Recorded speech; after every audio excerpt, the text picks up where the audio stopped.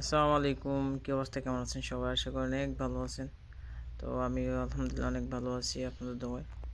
তো আজকে কিন্তু আমরা যাচ্ছি আহ, একটা ছোট একটা নদী মতো, জানি না অতটা শিওর না আমরা।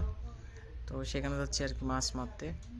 তো আমার সাথে কিন্তু মিশাল আসছে আর কি। মিশালের ফোন দেওয়ার পর আমি বললাম যে আয় আমরা এখানে আজকে মাছ মারতে যাব। তো তুই যদি যাস তাহলে আয়।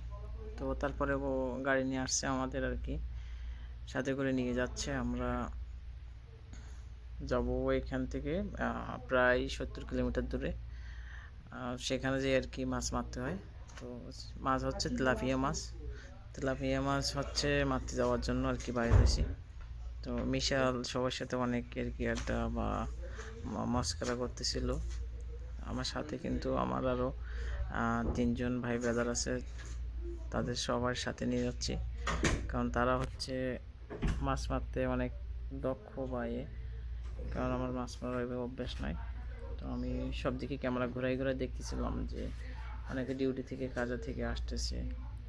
আমরা আর কি যে ইশারা বলে যেটা, সেটাকে আর কি এখানে দাঁড়ায় আছি। তো আমি শহরে জুম করে করে দেখতেছিলাম। আমার সাথে সুমন ভাই আছে, আবু সাইদ, আরেকজন ভাই আছে। তো ইশারা ছেড়ে দেওয়ার পরে কিন্তু আমরা আবার রওনা হলাম। তো রওনা হওয়ার পরে এই যে রোডটা অনেক সুন্দর, কিন্তু রাত্রে বেশি সুন্দর লাগে, যে লাইটিং করা থেকে এগুলো বেশি সুন্দর দেখায়। আর বাইরের দেশগুলোতেই আমি আগেই বলেছি যে রোডগুলা এত সুন্দর বা সব কিছু গাড়ি মেনটেন করে সবাই সবার নিজের জায়গা থেকে আইনিভাবে কিন্তু চলার চেষ্টা করে। যে গাড়ি ওভারটেক করা বা গাড়ি রাফ চালানো এগুলো করলে কিন্তু অধিকাংশ বাইরের দেশগুলোতে যে আইন আছে সে আইনি পদক্ষেপ অনুযায়ী তার মামলা চলে আসে।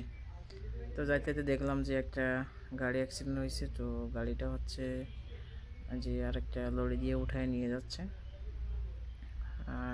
আমরা এখানে গাড়ি রাখতেও পারছি না, আমরা ইশারা এসে থামলাম, দেন চলে আসলাম একটা তেল পাম্পে, সেখানে তেল নেওয়ার জন্য। তো কেএফসি থেকে কিছু অর্ডার করছিল আমার সৌদি। তো কেএফসির সামনে আমরা দাঁড়াইছিলাম গাড়ি পার্কিং করে। কেএফসি কিন্তু সৌদিতে অনেক বড় একটা মাতাম যেটা বলে, এখানে কিন্তু অনেক তলব হয়। তেল পাম্পে দেখছেন অনেকেই কিন্তু আছে একই ড্রেস তেল পাম্পের আর কি। আমাদের বাঙালি ভাইরা বেশিরভাগ বাঙালি হিন্দি এখানে কাজ করে বেশি। দেন আমরা হচ্ছে তেল পাম্প থেকে এখানে কিছু জিনিসপত্র কেনাকাটা করে চলে আসলাম যেখানে মাছ মারবো সেখানে। তো এসে দেখি যে একটা ড্রেন মতো। তো এই ড্রেনের ভিতরে নাকি আর যে তেলাপিয়া মাছের এগুলো ড্রেনের ভিতরেই থাকে। তো এখানে অন্ধকার হয়ে গেছে, আস্তে আস্তে লাইট জ্বালিয়ে আর কি মাছ মারতে হচ্ছে। তো এই সুমন ভাই এই যে যেটা বলে কোচা আর কি, কোচা দিয়ে কিন্তু মাছ মারছে, এই তেলাপিয়া ধরছে আর কি একটা। তো এইখানে অনেকক্ষণ আমরা প্রায় 2 ঘন্টার মতো সময় নিয়ে মাছ ধরলাম, সবাই অনেক আনন্দ করলাম। মাছ ধরাটা ফ্যাক্ট না, কিন্তু যে আনন্দটা হয়েছে সেটাই সবচেয়ে বড়।